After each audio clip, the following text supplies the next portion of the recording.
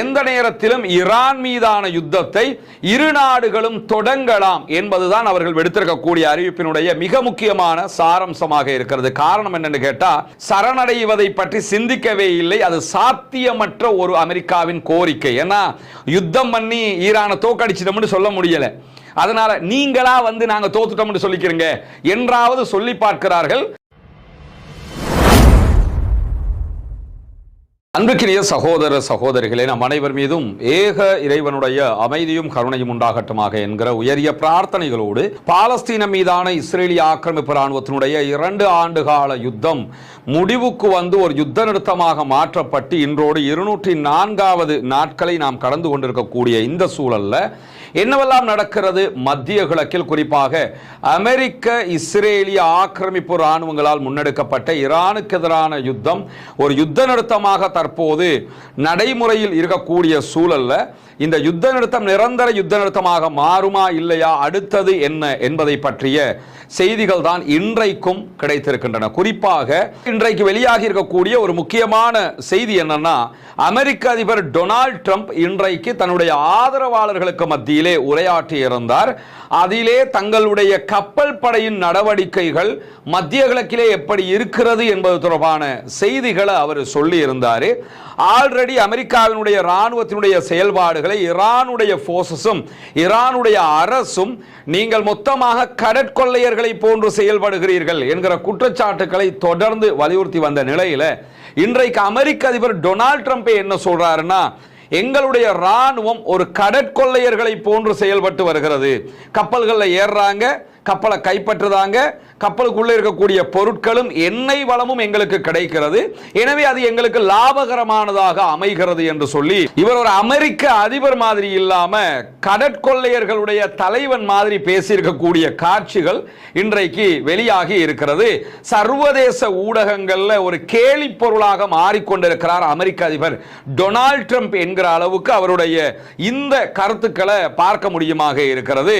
ஏன்னா கடற்கொள்ளையர்கள் தான் எண்ணெயை திருடுவாங்க, அதை கொண்டு போய் கள்ள சந்தையில் விற்பாங்க, அதில் இருக்கக்கூடிய பொருட்களை திருடுவாங்க, இந்த வேலையெல்லாம் பார்ப்பாங்க, அதைத்தான் நாங்களும் பார்க்கிறோம் அப்படின்னு சொல்லி இன்றைக்கு வெளிப்படையாகவே அவர் பேசியிருக்கக்கூடிய காட்சி தான் பரபரப்பான செய்தியாக மாறி இருக்கக்கூடிய சூழல்ல இன்றைக்கு ஈரானுடைய ராணுவ தலைமையகம் ஒரு முக்கியமான அறிவித்தலை விடுத்திருக்கிறது. அது என்ன அறிவிப்பு என்று சொன்னால், எந்த நேரத்திலும் அமெரிக்க இஸ்ரேலிய தாக்குதல்கள் மீண்டும் ஆரம்பிக்கப்படலாம், எந்த நேரத்திலும் ஈரான் மீதான யுத்தத்தை இரு நாடுகளும் தொடங்கலாம் என்பதுதான் அவர்கள் விடுத்திருக்கக்கூடிய அறிவிப்பினுடைய மிக முக்கியமான சாராம்சமாக இருக்கிறது. காரணம் என்னன்னு கேட்டா, அமெரிக்க இஸ்ரேலிய ஆக்கிரமிப்பு இராணுவங்களுடைய தாக்குதல்களால ஈரானை மண்டியிட வைக்க முடியவில்லை. ஈரான் மீதான யுத்தத்தில் எந்த இலக்குகளையும் அவங்களால அடைய முடியாம போயிடுச்சு. குறிப்பாக ஈரானுடைய செறிவூட்டப்பட்ட யுரேனியத்தை கைப்பற்ற போறோம், டெல்டா போர்சஸை இறக்க போறோம் சொன்னாங்க, அதை அவங்களால பண்ண முடியல. ஈரானுடைய ஆன்மீக தலைவர் ஆயத்துல்லா அலி காமனியை கொன்றார்கள். அதற்கு பகரமாக முஜ்தபா அலி காமனி தற்போது நியமிக்கப்பட்டு விட்டார். ஈரான்ல யார் யாரெல்லாம் இவங்க கொன்னாங்களோ அதற்கு பகரமானவர்கள் நியமிக்கப்பட்டு விட்டார்கள். ஆட்சியை அவர்களால் கவிழ்க்க முடியவில்லை. ஈரானுடைய ஆட்சி தக்க வைக்கப்பட்டு விட்டது. ஈரானுடைய IRGC என்று சொல்லக்கூடிய இஸ்லாமிய புரட்சிகர காவலர் பிரிவினர் தொடர்ந்து அமெரிக்காவுக்கு எதிரான சண்டைகள்ல மும்முரமாக நின்று வருகிறார்கள். எல்லாவற்றையும் மீறி ஹோர்முஸ் ஜலசந்தியை மூடி இருக்கிறது ஈரான். இந்த மூடலை கூட மிக கவனமாக சரியாக வழி நடத்தி வருகிறது ஈரான். எனவேதான் மத்திய கிழக்கு நாடுகளுக்கு பிசினஸ் பண்ண முடியல, வெளிநாடுகள் எதுவும் மத்திய கிழக்கில் இருந்து பெட்ரோலை இறக்குமதி செய்ய முடியாத திண்டாட்டங்கள் இருக்கக்கூடிய சூழல்ல ஹொர்முஸை ஓபன் பண்ணணுமாக இருந்தால் பேச்சுவார்த்தைகள் வெற்றிகரமாக அமைய வேண்டும். பேச்சுவார்த்தைகளுக்குரிய புதிய ப்ரொபோசல் என்ன ஈரான் கொடுத்திருந்தாங்க, அந்த ப்ரொபோசலை அமெரிக்க அதிபர் டொனால்ட் ட்ரம்ப் மறுத்துட்டார், நாங்க ஏத்துக்க முடியாதுன்னு சொல்லிட்டாரு. அதற்கான காரணமாக என்ன சொல்லப்படுதுன்னு கேட்டா, அந்த ப்ரொபோசல்ல எதிர் வருகிற நாட்கள்ல பேச்சுவார்த்தைக்கு நாங்க தயாரா இருக்கிறோம், ஹொர்முஸை திறக்கணுமா அதை பத்தி எல்லாம் பேசுவோம், ஆனால் எங்களுடைய ஏவுகணை பலத்தை பற்றியோ அல்லது எங்களுடைய அணு ஆயுத பலத்தை பற்றியோ நீ எந்த பேச்சுவார்த்தையும் தற்போதைக்கு வேணாம், ஒரு நீண்ட காலத்துக்கு பின்னாடி போட்டுருவோம், பிறகு நம்ம மெதுவா பேசிக்கலாம் அப்படின்னு சொல்லி அவர்கள் ப்ரொபோசல்ல கொடுத்திருக்கிறதாகவும், அதனால் தான் அமெரிக்க அதிபர் அதை ஏற்க மறுத்திருக்கிறார் என்கிற செய்திகளும் வெளியாகி இருக்கக்கூடிய சூழல்ல தான் ஈரானுக்கும் அமெரிக்கா இஸ்ரேலிய ஆக்கிரமிப்பு ஆக்கிரமிப்பு ராணுவங்களுக்கும் இடையில மீண்டும் இதனால் ஒரு யுத்தம் ஏற்படுவதற்கான வாய்ப்பு இருக்கிறது என்கிற செய்திகள் இன்றைக்கு வெளியாகி இருக்கிறது. ஏன்னா ஈரானும் விட்டு கொடுக்க மாட்டேங்கிறாங்க, அமெரிக்காவும் விட்டு கொடுக்க மாட்டேங்கிறாங்க. ரெண்டு தரப்புமே ஒரே பிடியாக நிற்கிறார்கள். ஈரான் எப்படியுமே விட்டு கொடுக்க வேண்டிய அவசியம் கிடையாது. அமெரிக்காவும் இஸ்ரேலும் ஆக்கிரமிப்பு தாக்குதல்கள் நடத்தியதனால அவங்க தான் விட்டு கொடுக்க வேண்டும். ஆனால் அவர்கள் விட்டு கொடுப்பதற்கு தயாராக இல்லை. ஈரான் அதனால் தன்னுடைய இறையாண்மையை நாங்கள் பாதுகாத்துக் கொள்வோம், எங்களால் சண்டையிட முடியும் என்பதில் உறுதியாக இருக்கிறது. அமெரிக்க அதிபர் டொனால்ட் ட்ரம்பினுடைய ஐடியாவாகவே எது இருந்ததுன்னு கேட்டா, நீங்க ஹொர்முஸை மூடி இருக்கிறீங்க, நாங்களும் மாறி ஹொர்முஸை மூடுறோம், நாங்களும் மூடினதுக்கு பிறகு நீங்களும் மூடி வச்சிருக்கிறீங்க, எப்படி உங்களுக்கு பொருட்கள் வருதுன்னு பார்ப்போம். எனவே ஈரான் தாக்கு பிடிக்காது, ஈரானுக்கு பொருட்கள் தேவைப்படும், அதனால திரும்ப அவங்க தலை வணங்கிக்கிட்டு வருவாங்க என்றெல்லாம் நினைச்சாரு. அந்த நம்பிக்கை எல்லாமே தவிடுபடியாக்கப்பட்டு விட்டது. ஈரான் மசியவில்லை. ஈரானுக்கு அவர்களுடைய நிலப்பரப்பு வழியாக வேண்டிய பொருளை எல்லா நாட்டிலையும் வந்து எடுக்க முடியும்ங்கிறதுனால அதை நாங்க பார்த்துக்கிறோம், அது எங்க பிரச்சனை, உங்க பிரச்சனையை நீங்க பார்த்துக்கிறீங்கன்னு சொல்லிட்டு எந்த பேச்சுவார்த்தைக்கு முடியாது என்கிற நிலை தற்போது நடைமுறையில் இருக்கக்கூடிய காரணத்தினால ஈரான் யுத்தத்திற்கு தயாராகிறது. ஒவ்வொரு முறையும் நாங்க பல விட்டுக் கொடுப்புகளை செஞ்சிருக்கிறோம், ஆனால் அமெரிக்கா விட்டுக் கொடுப்புகளை செய்யவில்லை. அமெரிக்கா மீண்டும் மீண்டும் பேச்சுவார்த்தைகளுடைய கோரிக்கைகளை முறியடித்து தாக்குதல்களை தான் நடத்தி இருக்கிறது என்று சுட்டிக்காட்டக்கூடிய ஈரானுடைய அதிகாரிகள் மேலதிகமாக என்ன சொல்லியிருக்கிறாங்கன்னு கேட்டா, அமெரிக்கா முன்வைக்கக்கூடிய கோரிக்கைகள் பேச்சுவார்த்தைக்கான கோரிக்கைகளே இல்லை அப்படிங்கிறாங்க. ஏன்னா பேச்சுவார்த்தைன்னா அதுக்கேற்ற மாதிரி நெகிழ்வுத்தன்மையோட நீங்க வைக்கிறத நாங்க ஏத்துக்கிற மாதிரி இருக்கணும், நாங்க சொல்றதை நீங்க ஏத்துக்கிற மாதிரி இருக்கணும். ஆனா இங்க ரெண்டுமே கிடையாது. குறிப்பாக அமெரிக்கர்கள் ஈரான் சரணடைய வேண்டும் என்று எதிர்பார்க்கிறார்கள். நாங்கள் ஒருபோதும் சரணடைவதை பற்றி சிந்திக்கவே இல்லை. அது சாத்தியமற்ற ஒரு அமெரிக்காவின் கோரிக்கை. ஏன்னா யுத்தம் பண்ணி ஈரானை தோக்கடிச்சிட்டோம்னு சொல்ல முடியல. அதனால நீங்களா வந்து நாங்க தோத்துட்டோம்னு சொல்லிக்கிறீங்க என்றாவது சொல்லி பார்க்கிறார்கள். ஆனால் அதற்கும் ஈரான் மசிவதாக இல்லை.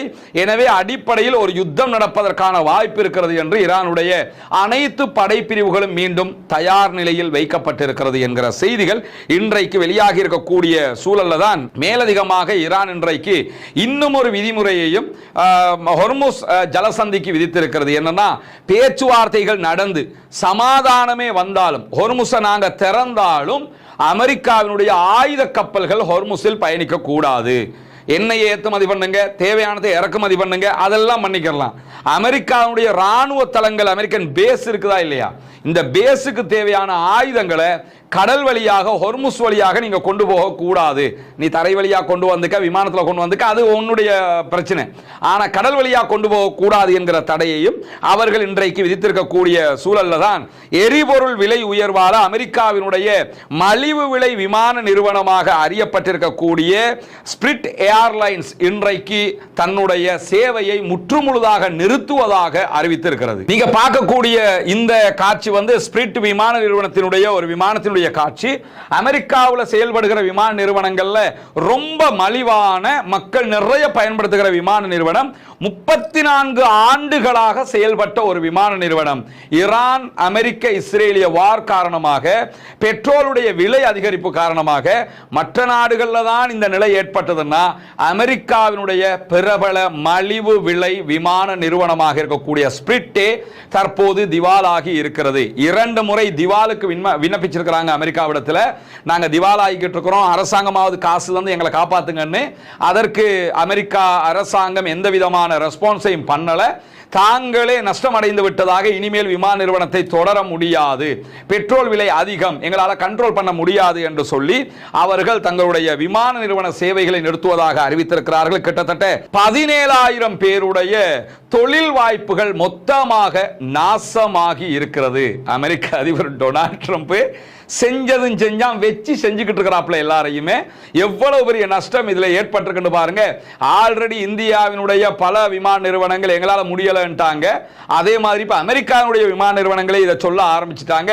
இதுக்கெல்லாம் ஒரே வழி, ஈரான் அவன் பாட்டில் விடுறது மட்டும்தான், தவிர வேறு எந்த வழியும் கிடையாதுங்கிறதை நம்ம புரிஞ்சுக்கிறோம். அதே மாதிரி இன்றைக்கு யமனுடைய கடற்பகுதிகளில் ஒரு கப்பல் தாக்குதலுக்குள்ளாகி இருக்கிறது, கடத்தப்படுகிறது என்கிற செய்திகள் இன்றைக்கு வெளியாகி இருந்தது. அந்த செய்தியை பிரித்தானியாவினுடைய கடல் பாதுகாப்பு சேவை மையம் தான் அறிவித்திருந்த நிலையில சற்று நேரத்துக்கு முன்பதாக வெளியாகி இருக்கக்கூடிய தகவல்கள் பிரகாரம் ஆயுதமேந்திய நபர்கள் எண்ணெய் கப்பலை கைப்பற்றியதாக யமனுடைய கடலோர காவல் படை அறிக்கை வெளியிட்டிருக்கிறது. இந்த கடலோர காவல் படைங்கிறது ஹவுதீஸுக்கு சொந்தமானது கிடையாது. இது சவுதி ஆதரவு பெற்ற அரசாங்கத்துக்கு சொந்தமான கடலோர காவல் படையாக இருக்கு. அவங்க தான் இன்னைக்கு விடுத்திருக்கக்கூடிய அறிவிப்பில் என்ன சொல்றாங்கன்னா, அடையாளம் தெரியாத ஆயுதமேந்திய நபர்கள் எம்டி யுரேகா என்கிற பாரிய எண்ணெய் டேங்கர் மேலே ஏறி அந்த கப்பலை கடத்தி இருக்கிறார்கள். இந்த கப்பல் சோமாலிய கடல் பரப்புக்கு எடுத்து செல்லப்படுகிறது என்கிற செய்திகளும் சொல்லப்பட்டிருக்கிறது.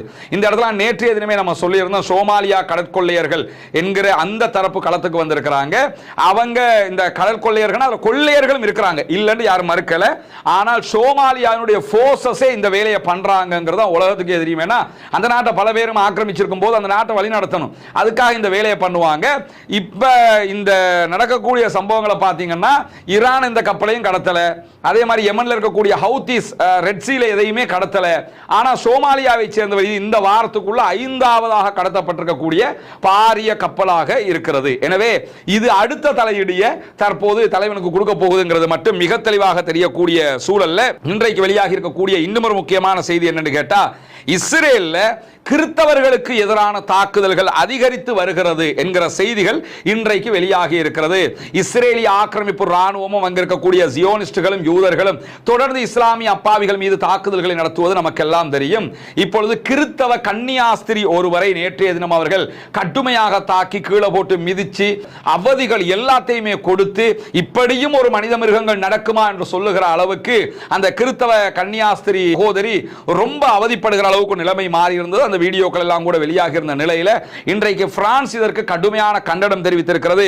புனித பூமியிலேயே காலாகாலமாக கிறிஸ்தவர்களுக்கு இப்படியான அழிவுகளை நீங்கள் செய்து வருகிறீர்கள், அதை ஏற்றுக்கொள்ள மாட்டோம் என்று சொல்லி இருக்கிறார்கள். இப்பதான் பிரான்சுக்கு கொஞ்சம் கண்ணு திறக்குது, மற்ற நாடுகளுக்கு திறக்குது. ஏன்னா யூதர்கள் இந்த ஜியோனிஸ்டுகள் எப்படிப்பட்டவங்கிறத இனியாவது கிறிஸ்தவர்கள் புரிந்து கொள்வார்கள். உலகத்தில் இருக்க பல பொதுமக்கள் புரிந்து கொண்டு விட்டார்கள். இந்த கிறிஸ்தவ ஆட்சியாளர்கள் இருக்கிறாங்கல்ல, அவங்களுக்கு இனித்தான் புரியறதுக்கு நேரம் கிடைக்கும். காரணம் என்னன்னு கேட்டா, இப்ப அவங்க யாருங்கிறத வெளிப்படையாகவே காட்டிக்கிட்டு இருக்கிறாங்க. இதுதான் ஜியோனிஸ்டுகள், இதுதான் யூதர்கள் என்பதற்கு இந்த நிலையில தான் இஸ்ரேலிய ஆக்கிரமிப்பு ராணுவம் லெபனானுடைய பல பகுதிகள் மேல பல தாக்குதல்களை நடத்தி கொண்டிருக்கிற அதே நேரம் இன்றைக்கு லெபனானில் இருக்கக்கூடிய ஹெஸ்புல்லாக்கள் பீதா என்கிற பகுதிகளில் இஸ்ரேலிய ஆக்கிரமிப்பு ராணுவம் குழுமி இருந்த ஒரு வீட்டை நோக்கி தாக்குதல் நடத்தியதை ஆன் த ஸ்பாட் அந்த வீட்டுக்குள்ள இருந்த அத்தனை இஸ்ரேலிய ஆக்கிரமிப்பு ராணுவத்தை சேர்ந்தவர்களும் கொல்லப்பட்டிருக்கிறார்கள் என்கிற செய்திகள் வெளியாகி இருக்கிற அதே நேரம் நேற்று நம்ம சொன்ன மாதிரி ஹிஸ்புல்லாக்களுடைய புதிய வகை ட்ரோன் அட்டாக்க இஸ்ரேலால கண்ட்ரோல் பண்ண முடியல என்று சொல்லி இஸ்ரேலுடைய தொலைக்காட்சி விவாதங்கள்ல பல விற்பனர்களும் வந்து இஸ்ரேலுடைய தோல்வியை பற்றி தோலுரிக்கக்கூடிய நிலைகளும் தோற்றம் பெற்றிருக்கிறது. அந்த அளவுக்கு ஹிஸ்புல்லாக்கள் பதிலடி தாக்குதலை இஸ்ரேல் மேல தொடர்ந்து நடத்தி வரக்கூடிய சூழல்ல தான் ஜெர்மன் உள்ளிட்ட ஐரோப்பாவில் இருக்கக்கூடிய அமெரிக்காவினுடைய படைகளை திருப்பி எடுப்பதாக அமெரிக்க ஆக்கிரமிப்பு ராணுவம் இன்றைக்கு அறிவிப்பு விடுத்திருக்கிறது. நேற்றைய தினம் அவங்க விடுத்த முதல் கட்ட அறிவிப்புல ஜெர்மன்ல இருக்கக்கூடிய 5000 அமெரிக்க போர்சஸ் நாங்க எடுக்கிறோம், ரிட்டர்ன் எடுக்கிறோம் என்று சொல்லி இருந்தாங்க. ஏன்னா ஐரோப்பிய ராணுவம் தனியாக ஐரோப்பாட்ட இருந்தாலும் ஐரோப்பிய நாடுகளுக்கு நாங்க எங்க போர்சஸ் தர்றோம், நீங்க எங்களுக்கு பணம் கட்டுங்கன்றலாம் இந்த அரபு நாட்டுக்காரனை ஏமாத்தின மாதிரி அவங்களையும் பண்ணி வச்சிருக்கிறாங்க. இந்த ஈரானுக்கு எதிரான போர்ல அமெரிக்காவுக்கு ஆதரவாக ஐரோப்பிய நாடுகள் வரல, குறிப்பாக நேட்டோ வரல, அமெரிக்கா எதிர்பார்த்த எந்த நாடுமே வரல, ஜெர்மன் வரல, பிரித்தானியா வரல. அதனால இப்ப என்ன பண்றான்னு கேட்டா, உங்க நாட்டில் இருக்கக்கூடிய எங்க ராணுவத்தை நாங்க எடுக்கிறோம், ஜெர்மனுக்கு அழுத்தம் கொடுக்குறாங்க, ஜெர்மனுக்கு புதிய ஆயுதம் தர மாட்டோம்ங்கறாங்க. பிரித்தானியாவுக்கு எதிராக பல நடவடிக்கைகளை அமெரிக்கா எடுக்குது. நீ என்னன்னாலும் எடுத்துக்க, ஹொர்முஸ்ல சண்டை பிடிக்கிறதுக்கு நாங்க வர மாட்டோம், ஏன்னா ஆல்ரெடி அடி வாங்கிட்டு இருக்கிறோம், ஈரான்காரன் எக்ஸ்ட்ரா வந்து அடி வாங்க விரும்பல அப்படின்னு சொல்லி கையை கழுவிட்டாங்க ஐரோப்பிய நாடுகள். அந்த நிலையில தான் ஜெர்மன்ல இருக்கக்கூடிய 5000 படையை அவங்க ரிட்டர்ன் எடுக்கிறதாக அறிவிச்சிருக்கும் போது ஜெர்மனுடைய அதிபர் மிக தெளிவாக என்ன அறிவிச்சிருக்கிறார்னு கேட்டா, ஜெர்மன் சுயாதீனமாக இருக்கக்கூடிய ஒரு நாடு, நாங்க எங்களுடைய நட்பு நாடுகளாக இருக்கக்கூடிய பிரித்தானியா, பிரான்ஸ், போலந்து, இத்தாலி உள்ளிட்ட நாடுகளோடு நெருக்கமாக செயல்படுவோம், நேட்டோவோடு இணைஞ்சு செயல்படுவோம் அப்படின்னு சொல்லி தெளிவாகவே அவர் அறிவிச்சிருக்கிறார். எனவே அமெரிக்க அதிபர் டொனால்ட் ட்ரம்பினுடைய பம்மாத்துகள் இனியும் எடுபடுவதற்கான வாய்ப்புகள் இல்லை. ஒரே ஒரு ஆளு மொத்தமா காலி பண்ணிட்டாப்ல. அமெரிக்காவை காலி பண்ணி, நேட்டோவை காலி பண்ணி, ஐரோப்பிய கூட்டமைப்புகளை காலி பண்ணி, அரபு நாட்டுக்காரன் அவங்களை நம்பி இருந்த அத்தனை பேரையுமே காலி பண்ணி, மொத்த இடத்தையுமே காலி பண்ணிட்டாப்ல. திட்ட தெளிவாக இது மற்றும் புரிந்திருக்கக்கூடிய சூழல்ல தான் ஈரான்ல இன்றைக்கு மொசாதுக்கு உளவு பார்த்தார்கள் என்கிற குற்றச்சாட்டில் 2 பேர் மீது வழக்கு பதிவு செய்யப்பட்ட சாட்சிகளோடு நிரூபணம் செய்யப்பட்டதால் மரண தண்டனை விதிக்கப்பட்டிருக்கிறது. மரண தண்டனை நிறைவேற்றப்பட்டிருக்கிறது. நீங்க நிறைய சில ஊடகங்களை குறிப்பாக பார்க்கலாம், பிபிசி தமிழ் எல்லாம் பெரிய பெட்டக நிகழ்ச்சி எல்லாம் போட்டுக்கிட்டு இருக்காங்கன்னா, ஈரான்ல அநியாயமாக கொள்ளுகிறார்கள். அநியாயமாக யாரை கொண்டாலும் அது குற்றம், அதுல எந்த மாற்று கருத்தும் கிடையாது. ஈரான் மரண தண்டனையை சட்டமாக வைத்திருக்கக்கூடிய ஒரு நாடு. உளவு வேலை பார்த்தவனுக்கு எல்லா நாடும் இதைத்தானே செய்யும். ஒரு நாட்டுக்குள்ள அந்த நாட்டுக்கு எதிராக இன்னொரு நாட்டுக்காக ஒருத்தன் வேலை பார்க்கிறான்னு சொல்லி சொன்னால் தேச துரோகமா இல்லையா? தேச துரோகம் செய்தால் அந்தந்த நாடு இந்த தண்டனையை தான் கொடுக்கும்.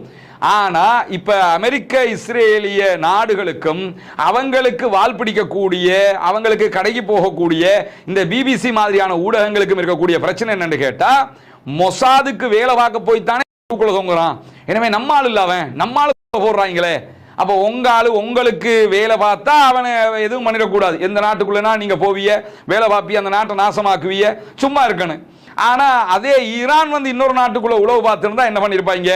எல்லா நாடும் செய்கிற வேலையை ஈரான் செய்திருக்கிறது. அதனால நீங்க பெட்டக நிகழ்ச்சியில என்ன நிகழ்ச்சி போட்டாலும் அவன் அவனுடைய வேலையை பண்ணத்தான் போகிறான் என்பதையும் புரிந்து கொள்ள வேண்டும்.